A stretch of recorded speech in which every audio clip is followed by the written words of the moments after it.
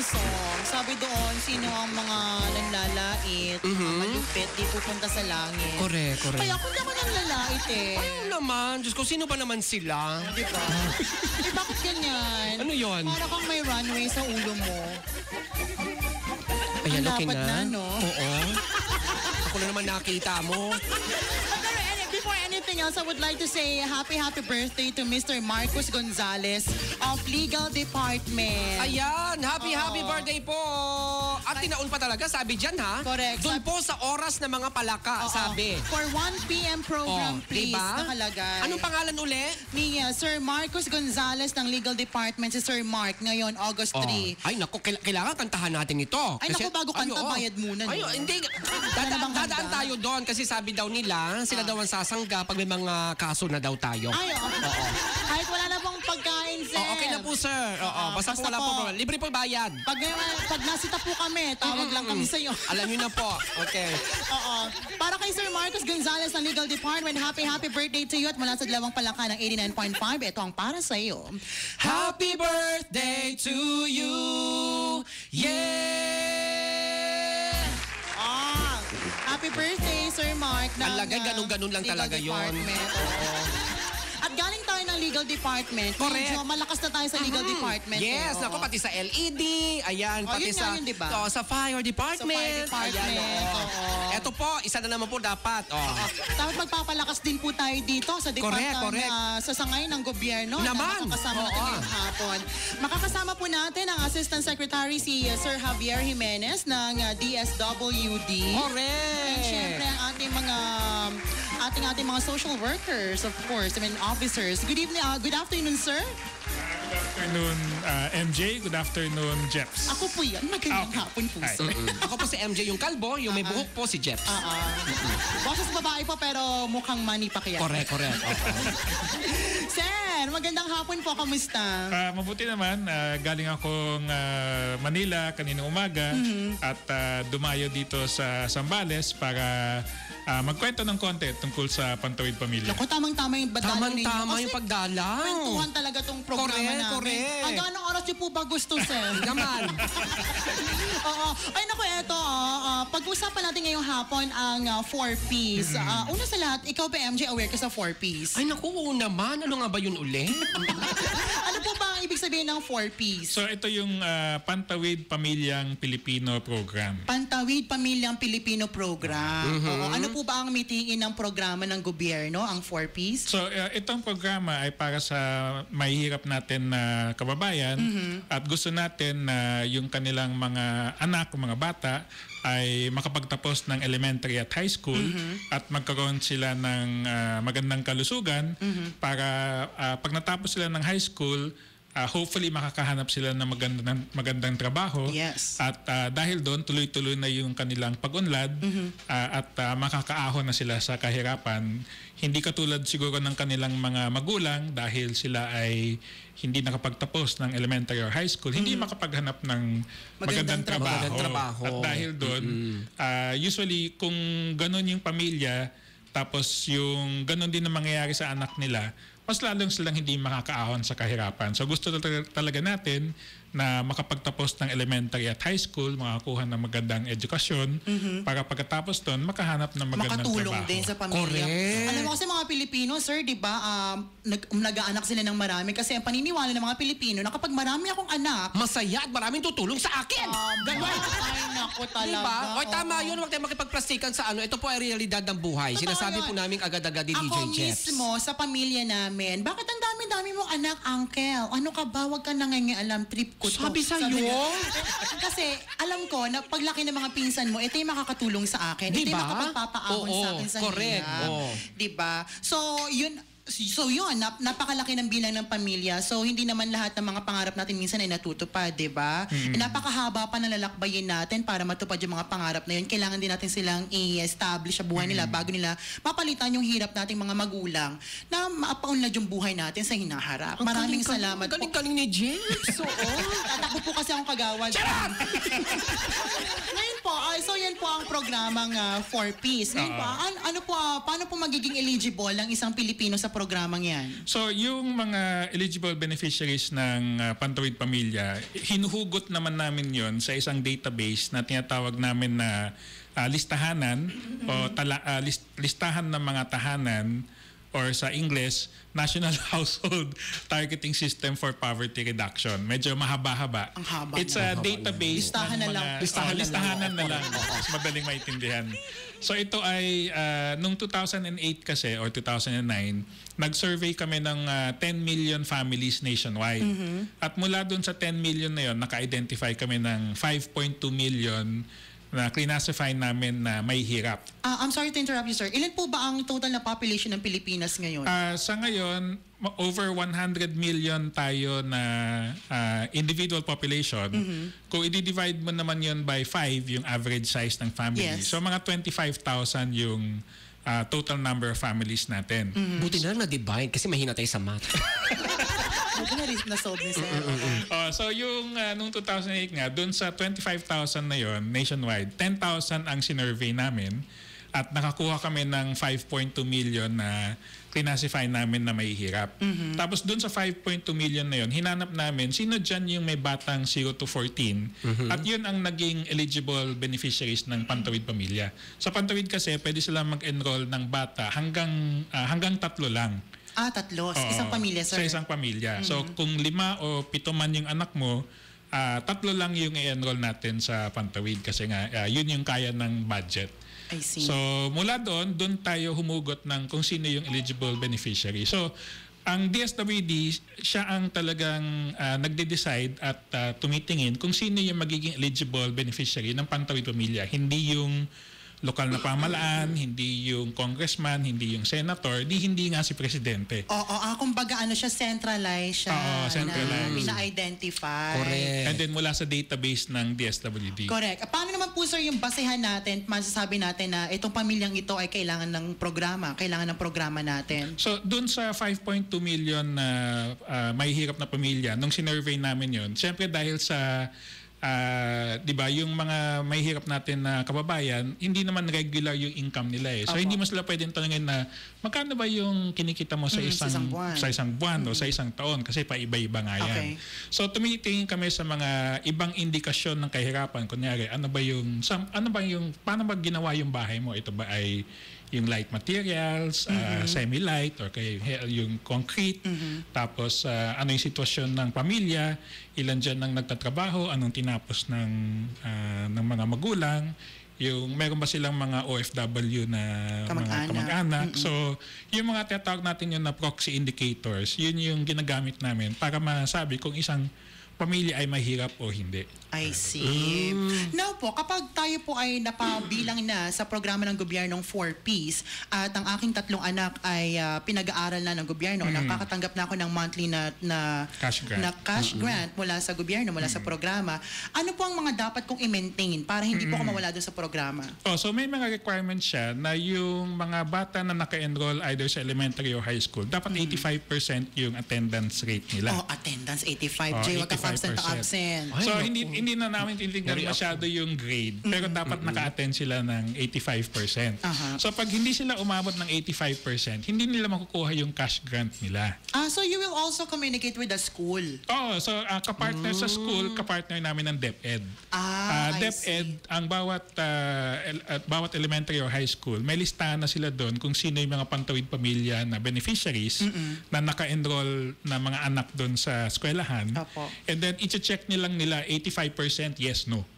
Pag yes, di makukuha nila yung kanilang cash grant. Pero pag no, hindi nila makukuha yung cash grant. For that month lang? For that month, yes. Pero every 2 months kasi yung tawag namin payout eh. Hindi naman every month namin binibigay kasi masyadong masalimuot kung every month namin kami magpa-pay out. So if ever nalimbawa yung anak ko nagkasakit, hindi niya na-completing 85% of attendance sa school. So there's a possibility or big possibility that I will not receive the 2 months na cash grant na ganon. Or for that month na hindi siya nag-85, hindi niya makukuha. Pag elementary kasi it's 300 pesos per child. Pag high high school, it's 500 pesos per I child. see. So attendance lang po ang basehan Attendance natin. lang. Now, the other, yung isa pang aspeto ng Pantawid, meron din kaming health grants na tinatawag.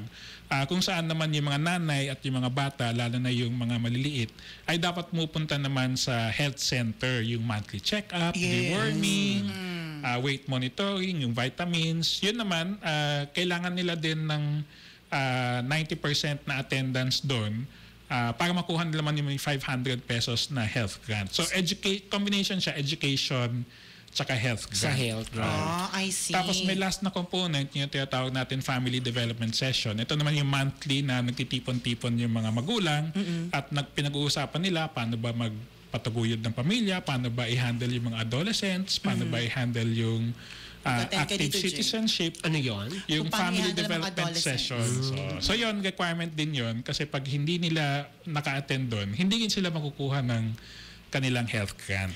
Maganda. Alam mo, maganda yung yung ako yung pagkaintindi ko yung perspektibo ng programa. Kasi inuuna yung sa health talaga, 'di ba? Paano nga naman mag-aaral yung bata kung halimbawa hindi niya kumpleto yung check-ups niya and everything, wala siya magandang kalusugan. Hindi talaga siya makaka-attend ng school. Hindi niya Correct. perfect yung attendance. O katulad ng sabi mo kanina, di ba, nagkasakit siya. So kung pupunta sila sa health center, hopefully hindi siya magkakasakit. Yes. Tapos yung education grant naman, minsan yung mga bata, hindi talaga nakapupunta dahil gutom, Yes, walang makain. So pagdating daw sa eskwelahan, medyo nahihilo sa gutom, hindi makapag-perform. Naranasan ko yun. Diba? Or kaya yung pamasahe, yung pagpunta sa eskwelahan, minsan walang pamasahe. So doon natin tinutulungan na para nga umattend sila doon sa kanilang mga klase. Correct. At minsan naman, yung mga magulang, 'di ba, hindi natin masyado naiintindihan or hindi natin alam yung basic na pagpapalaki ng mga anak. Kaya kailangan yung pang third component, sir, na Yung mga family seminars, development ganyan session. talaga. Kasi nga wala namang kursong parang parenthood sa college family or kaya planning lang, sir. or sa elementary or high school. Hindi naman po nag-apply sa buhay ko yung family planning. Nakakalungkot nga lang. Pero 3 units po yun. Correct. So ngayon, so napakaganda talaga ng 4-piece kasi marami akong kilala po, sir, kaya matanong po ako. Okay. Yung mga nakapaligid po sa lugar namin and some of my family, yung mga relatives ko talaga is member ng Pantawid. 4-piece. Okay. Oo. Kasi minsan, pengin baon dito. Tapos yun nga, so hindi rin siya, minsan kasi tinatawag yung parang dole out daw yung Pantawid. Or kaya, yun nga yung parang sila, mas magiging tamad sila dahil yun na lang ang aasahan nila. Aasahan nila. Correct. So, yung una, hindi siya talaga dole out kasi may mga responsibilidad sila na kailangan gawin. Opo. At kung hindi nila gawin yon, hindi nila makukuha yung cash grant. Oo. Ang dole out kasi ibibigay mo. Bigay mo lang. Bahala ka na. Wala ka namang hinihing kapalit eh. Wala namang kaakibat yun na responsibilidad. At Ito saka, hindi. Meron silang dapat i-comply. Tama. At minomonitor namin yon kasama nga yung DepEd at DOH on a monthly basis. Tsaka chinek naman na yung kalagayan ng parents, 'di ba? Yung mga trabaho and everything. Hindi naman ibig sabihin tinutulungan kayo ng gobyerno. You will stop working na. This is just an assistance, 'di ba? Na mapasiguro mo na talagang tuloy-tuloy yung pangarap mo para sa anak mo, ganyan, with the help of the government. Now, ano po ba ang latest na balita sa 4-piece, sir? Kasi nga, dahil malapit na rin ang election, meron kasi kaming balita na tatanggap na yung merong parang chismis na kumakalat na yung Pantawid daw na grants Naitawid na, sir. ay galing sa isang galing daw sa isang politiko or kaya isang kandidato. Hindi pa ako nananalo, sir. Hindi po ako galing. Sa akin din naman, wala rin man akong alam dyan. Tatakbo ba kayo? May balak po At kasi. saka hindi po lang galing sa amin yung chismis. Wala po kami doon. Hindi po namin tinouch yung aspect na yun, sir. Correct. So gusto namin ngang ipaliwanag sa lahat ng nakikinig ng Yes, oo. 89.5. Yung mga kapitbahay ko dyan sa Little Baguio 1 and 2. Diba? Itong fanso natin sa Pantawid Pamilya, ito ay galing sa mga taxes ng ating mga ibang kababayan. Ito ho ay galing sa gobyerno at hindi ito galing ho sa mga nagsasabi dyan na sa kanila dahil sa kanila ay nakakatanggap sila ng Pantawid Pamilya. Ito ho ay galing lamang sa DSWD at yun ho ang gusto nating itama. Yung chismis na yun. Alam mo, ito gusto kong sabihin kasi 'di ba, ayan, syempre dati sa national project talaga ng government, 'di ba? But then kapag napupunta na sa mga provincial, ganyan, parang the local government people, 'di ba, mga nasa politics, sa mga politiko, they connect that to their personal projects din, 'di ba? So, naiisip ng mga kababayan natin, syempre kaya nga sila tinutulungan na yung pondo is nanggagaling doon sa tumutulong sa kanilang politiko. At yun ngayon gusto natin i-correct kasi nga although nagpapasalamat din naman kami sa mga local government units. Yes. Kasi tumutulong din naman sila. Kunyari yung minsan nga parang paano mo naman papupuntahin sa eskwelahan, wala eskwelahan. Yes. So, DepEd, LGU, sila yung nagko-construct ng mga eskwelahan or kaya yung mga health center, kung may health center man, walang barangay health worker. So, kaakibat talaga namin at kapartner namin yung mga LGU doon sa implementation ng program. Pero yung mga, kung sino yung magiging beneficiary, kung sino yung namimili at kung sino nagtatanggal sa Pantawid Pamilya, DSWD po yun. At wala nang iba. Yes, oo. So kung meron hong mga ibang nagsasabi na sila yon, wag ho kayong maniwala.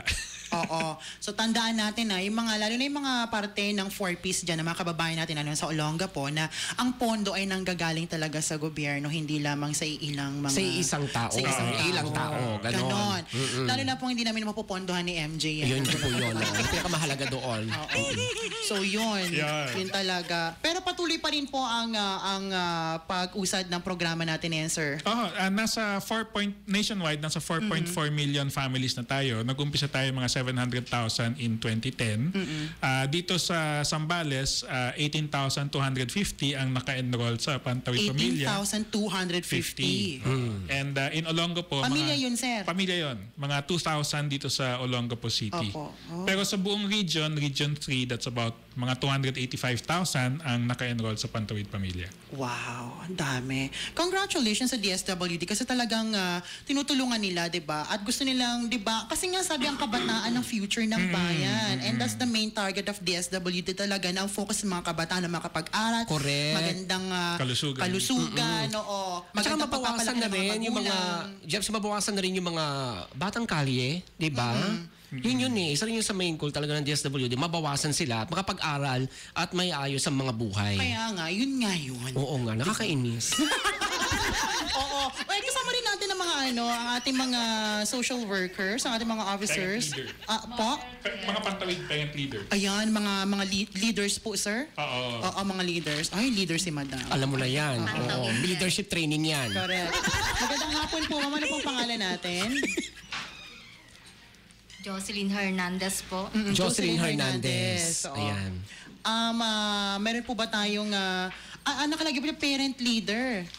O ano po ba ang gampanin ng isang parent leader, ma'am? Para mamuno sa kanyang grupo at ipaalala po sa mga miyembro yung mga dapat naming gawin monthly, kasi kapag hindi kami yung 0 to 5, kailangan po nila sa health center. Tapos yung mga anak po namin, kailangan po talaga 85% po yung sa school nila. Attendance. Yes. So kayo po ang nagpapaalala sa mga sa immediate na kino-cover ng 4P sa mga barangay, immediate family na kino-cover ng programa. Opo. I see. So tapos kapag napaalala niyo na po iyon, kayo ano pang ginagawa ng isang parent leader, ma'am? Ako rin po yung mga nagsasabi sa kanila kung ano yung mga dapat naming gawin. Sumunod kami para magampanan namin yung aming tungkulin, na hindi naman po kami nagtatrabaho, di ba? Nakakatanggap kami ng grant. Kaya kailangan sundin namin yung mga alituntunin na dapat naming gawin. Katulad ng isang issue na ni-resolve natin kanina, na pinag-usapan natin about doon sa pondo, paano na po natin yun ipinararating sa mga pamilya na cover ng lugar natin, ma'am? Paano po natin na-explain sa kanila yon? Yung sa po namin, natatanggap namin. Yes. Sinasabi ko naman po sa kanila na yung natatanggap namin, yung yung tungkol po dun sa pondo na sinasabi ng iba na bonus ito, no, na galing sa ilang mga tao, ganyan. Paano natin pinapaliwanag yun sa mga pamilya? Hindi naman po, sinasabi ko sa kanila na hindi naman po galing sa pondo, kundi galing po sa gobyerno yung binibigay po sa amin na grant. Hindi po sa isang tao lamang, kundi yun galing nga po sa... Tama. Oo, galing talaga sa pondo ng DSWD. DSWD. Tama. Meron pa po tayong ibang mga announcements, ma'am? Inaano ko rin po yung nung una kami, isa po akong pantawid, di ba? Parent leader. Nung talaga, walang-wala po talaga ang aming kabuhayan. Nakatira po kami sa Barangay Gordon Heights. Talaga pong hirap na hirap ako. 4 po yung anak ko. Salat po talaga sa pangangailangan sa buhay. Naglalaba lang po ako para may pambili kami ng pagkain sa araw-araw dahil laborer lang po yung asawa ko. Kaya po tumutulong po ako kasi extra lang po. Hindi po sapat ang kinikita ng asawa ko. Kaya napakalaking tulong po ng 4Ps. 4Ps sa aming buhay. Natulungan din po yung 2 kong anak na maging city scholar sa dito sa Olongapo. Yes. Kaya po Anong kurso ng anak nyo ngayon, ma'am? Yung kasi po kambal po yung panganay ko, isa pong custom. Wow. At saka IT.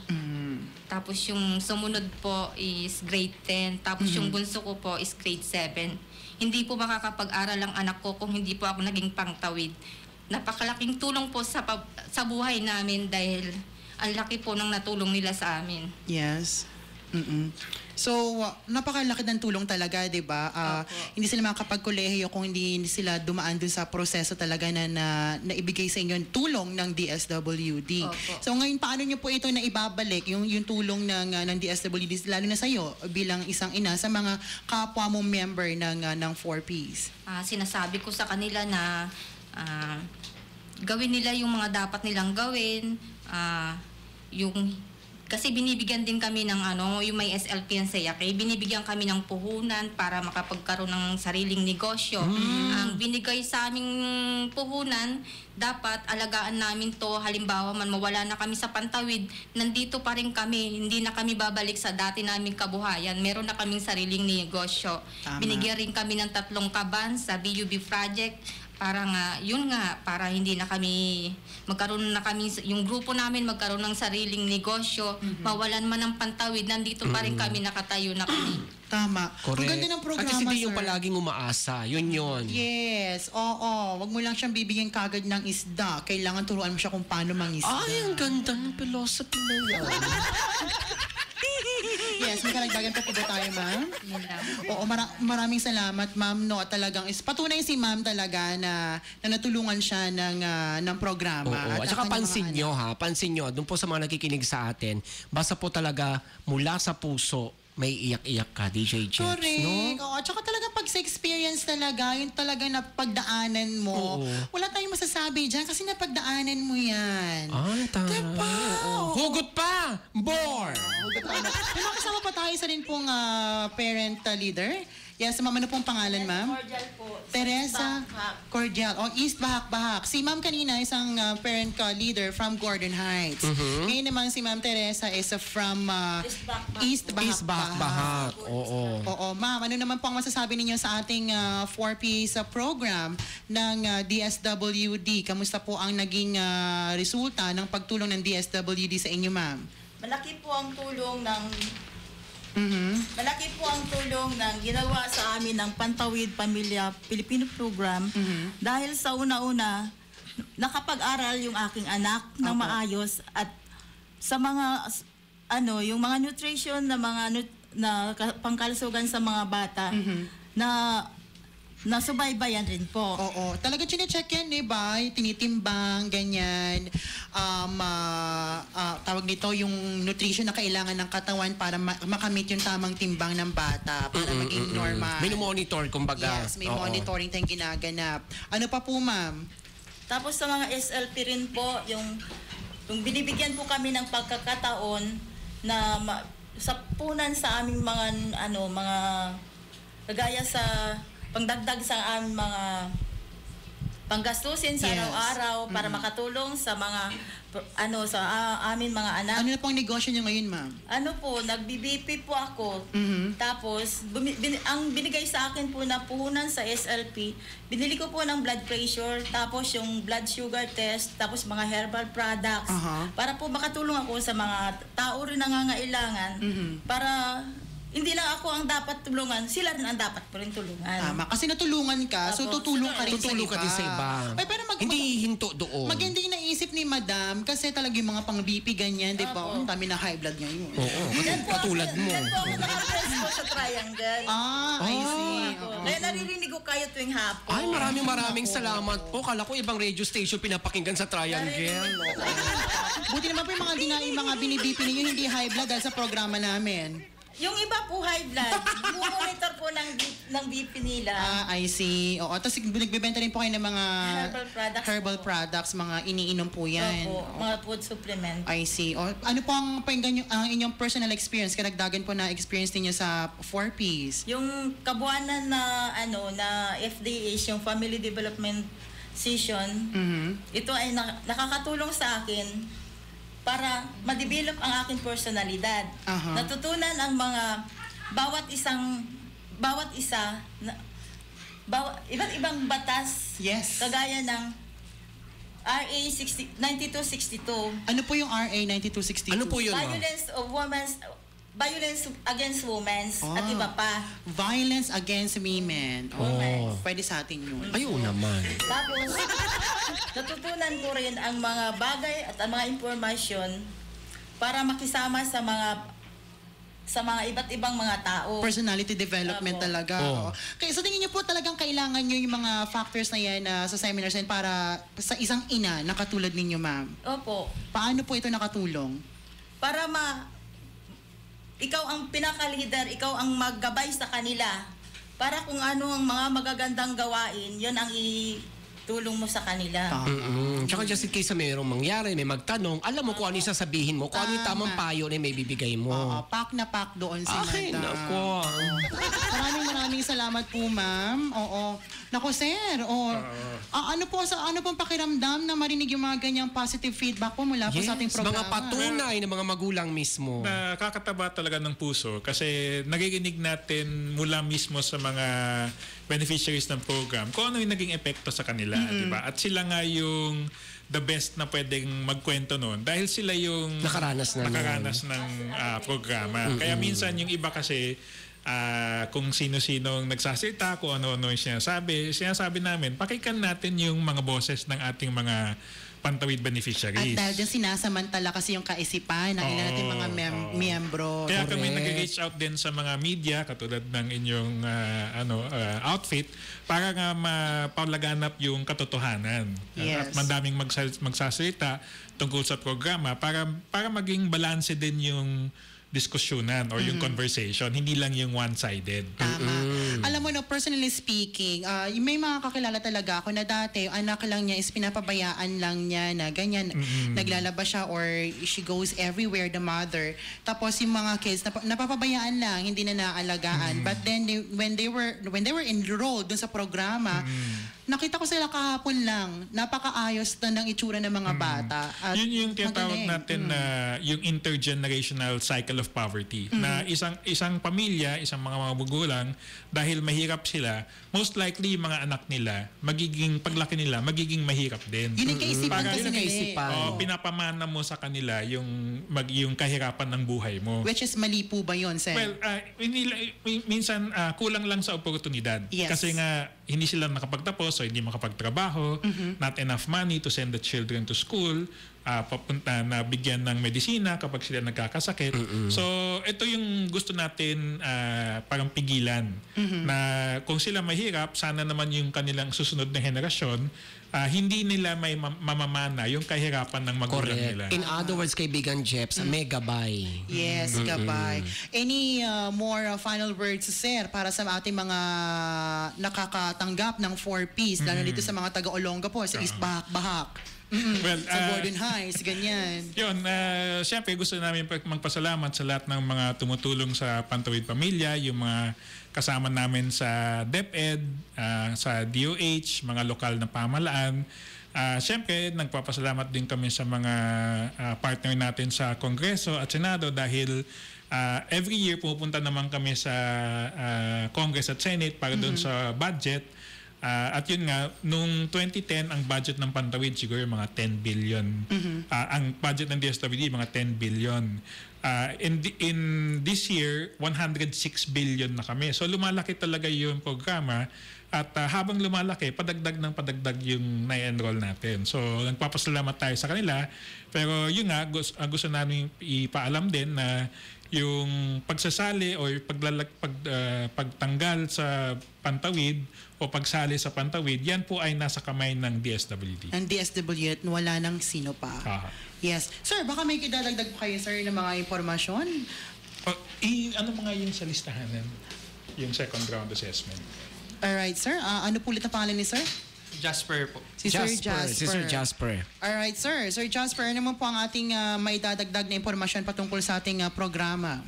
As of now, sir, ang DSWD po ay nagkakaroon din ng tinatawag naming second round of assessment. Yung nabanggit po ni ASEC JB kanina, itong NHTS PR, sila yung naghahanap ng mga kababayan natin na nangangailangan para maitala po sa DSWD na nagiging basihan naman ng iba't ibang programa ng aming kagawaran. Sa ngayon po ay nag-undergo na kami ng hiring ng mga magsa-survey, enumeration po kung tawagin namin sa DSWD para makita natin kung ano na ba yung naging epekto ng mga programang iniimplementa ng DSWD sa buhay. Is that connected with the census and no? DSWD talaga? Yes, sir. DSWD, ang Philippine Statistics Office natin, meron silang tinatawag na survey. Ang DSWD naman, meron kaming tinatawag na enumeration po. Enumeration. Kasi sa NSO, parang masasabi nila sa isang lugar, kunyari, sa Olongapo, say poverty incidence, mga 15%. Pero hindi nila masasabi sa'yo kung sino yun. Yes. So, kasi yun yung statistics lang nila. So kami, ang ginagawa namin, hinahanap namin sino yung 15% na yun. I see. So masasabi natin kung sino yung nasaan sila, ano ang pangalan nila.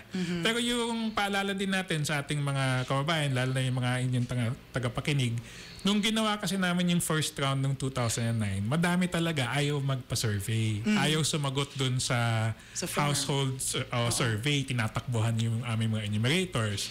Pero so yun nga, minumungkahin natin na mag-participate sila. Huwag sila magtago, huwag silang tumakbo, at sumagot sila ng tama. Kasi nga, yun ang nagiging, kunyari, yung aming listahanan, yung lahat ng may hirap doon na 5.2, yun ang kinover din ng PhilHealth na free PhilHealth membership for 1 year.